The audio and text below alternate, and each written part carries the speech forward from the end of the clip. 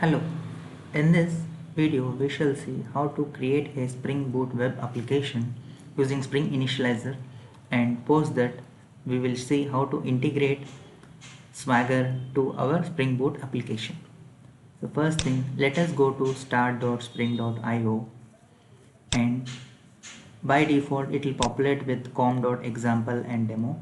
So change the group ID accordingly and artifact ID to your preferred artifact ID.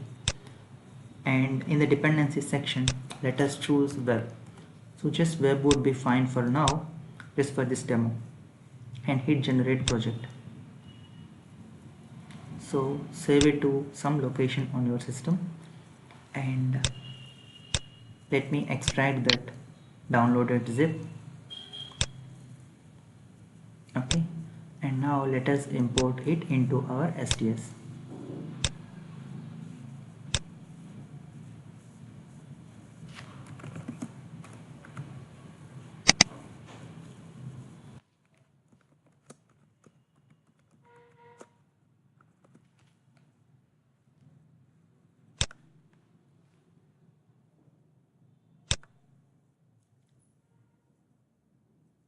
So the import is successful. Let us see what is there in the pom.xml. So let us start cleaning up our pom. So we don't need this relative, just for this demo sake, we don't need this relative path. Okay, and the name and description are optional, and packaging is by default jar, so we don't need to specify that since we are already using jar. And version, let me put a simple version 1.0. And apart from these, we have Spring Boot Starter Web as our dependency and Spring Boot Starter Test for writing test cases. So in this demo anyway we are not going to see about test cases, so I'll get rid of this dependency as well. And since I removed that dependency, I should be removing this test package as well. Okay, so now for Swagger, or to integrate Swagger, we need to add Swagger dependencies. So let us start by that. It is provided by springfox.io. So group ID will be io.springfox, artifact will be springfox, swagger2, and version, let us pull it from a property swagger.version. Now the same dependency I'll copy and paste exactly the same. Okay, and instead of swagger 2, this time it will be swagger UI for the UI that will be rendered when we visit swagger UI.html. And now we have to declare this property or provide this property from the in the property section. Swagger.version, the latest version as of today is 292, so I'll put it there. To get the latest version, you can visit Maven repository and search for the artifacts, either springfox swagger UI or springfox swagger 2. Just by doing this, we have added swagger dependencies to our application. To check that, you can go to dependency section or dependency hierarchy section. You just type swagger in the filter, you can see what all it has pulled down. Okay, so that's all in the pom. I'll close the pom now. Now let us go back to src main java, and this is the main application that Spring has generated for us. So the first thing is we need to add enable swagger 2 annotation, and the next thing is we need to create a bean. The bean is of type docket, where we will provide the swagger configuration to it. So we can do it in the same class or we can do it in another class as well. So for the simplicity's sake, let me add it to the same class docket, and you can give any name here. I'm just giving it a swagger API, and let us import it. I'm using Control Shift O or Command Shift O for auto import. I'm just going to return new docket, and we need to pass a documentation type based on our Swagger version. So since I'm using Swagger2, we'll be using documentation type.swagger2. I'm just going to return it as is and annotate it with admin. So I haven't done any configuration, just I'm returning a docket of type Swagger2. And apart from this, we need to add this annotation at enable Swagger2, without which Swagger will not work no matter what configuration you do. Okay. So just by adding this small bean configuration and adding this annotation after providing the dependencies, let us see what we get by running this application as is.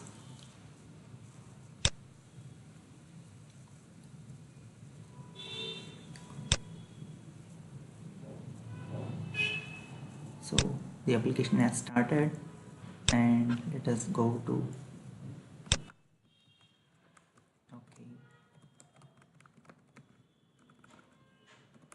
localhost Swagger UI. So just by adding this little configuration, we have got Swagger hooked into our application, and by default it is providing API documentation as title and description, terms of service, license, and it has pulled in some controller, the basic error controller which is provided by Spring by default. Okay, so this is what the configuration is.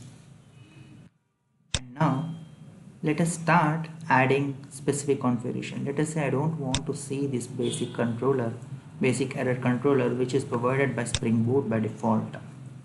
Okay, so to do that we can, and I want to have or add my own application specific controllers and only list those controllers here.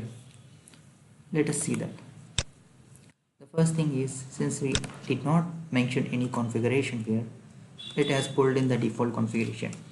Now we can select particular paths, and we can say path selector dot any, or you can specify some pattern. For now I'm giving slash my app slash star. So that's all, and we need to do build. So just by doing this, so we should get rid of this particular Swagger endpoint here, or REST endpoint listed in our Swagger UI here. So let's just rerun the application.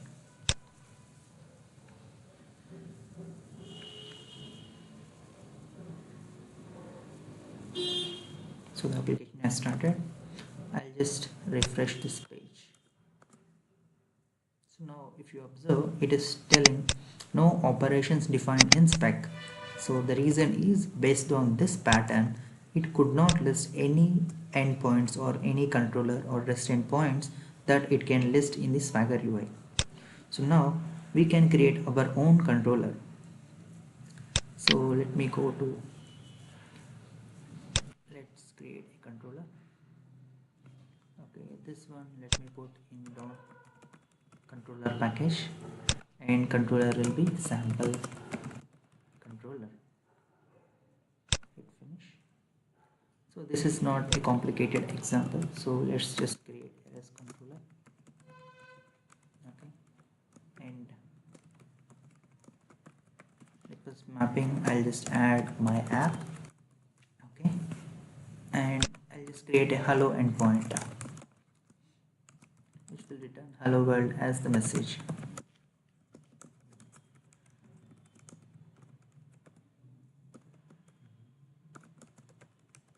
That's all. So very simple one, and I'll add get mapping annotation to it.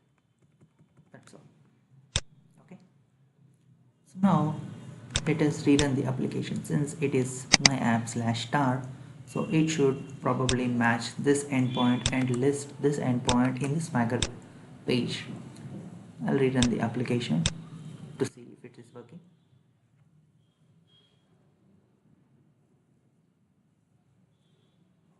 So the application has started. Let us refresh the page. Still it says no operation defined in the spec. So let me add slash restart the application.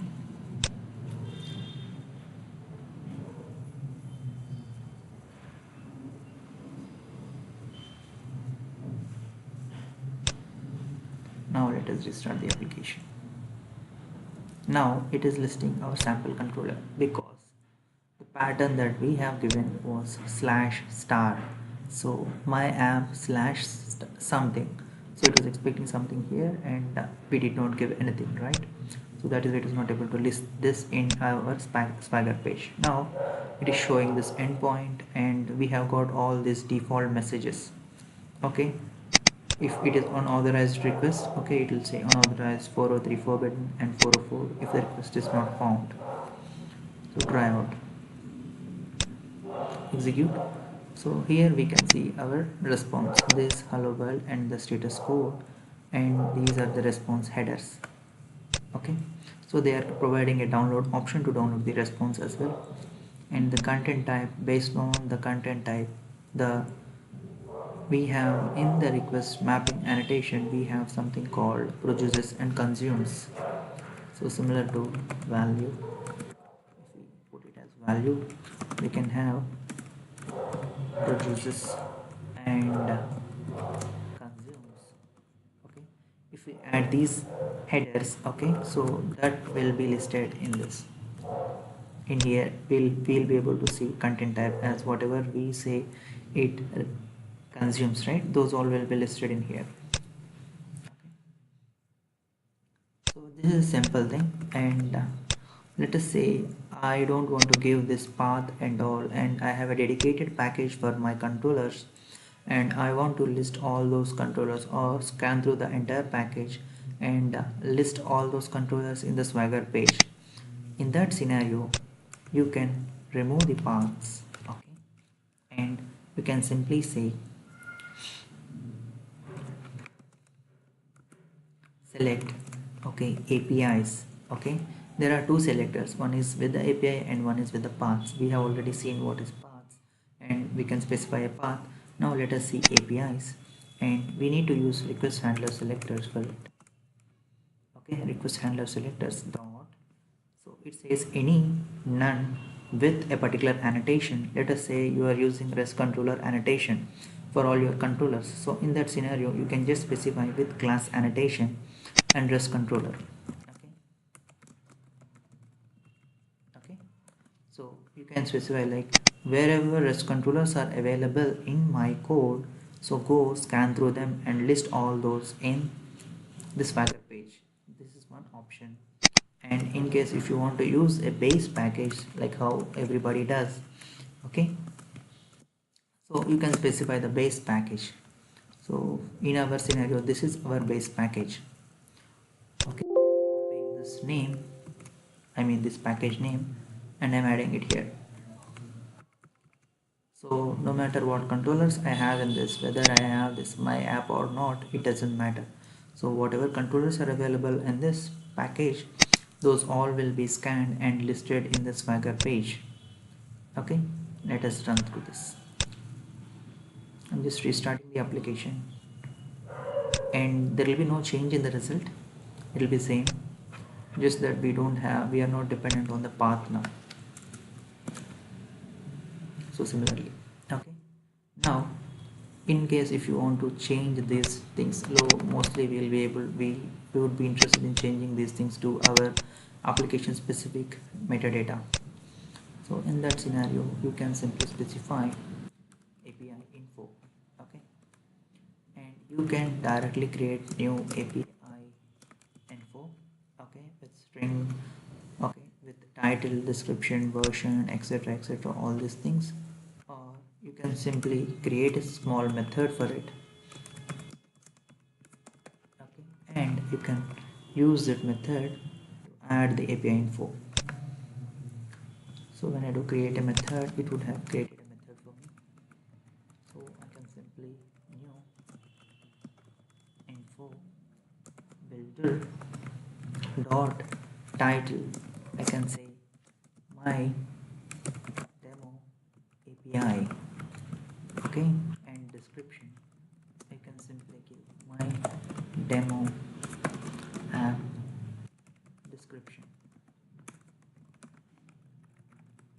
version, you can give whatever you want. And apart from this, it is asking for contact. Okay, and contact, you can again create new contact object with name. As in my case, I'll put my name, and URL I'm leaving it blank, and email I'm just giving gmail.com. And after doing all this, we need to do build. That's all. Let us see this part in action by restarting the application.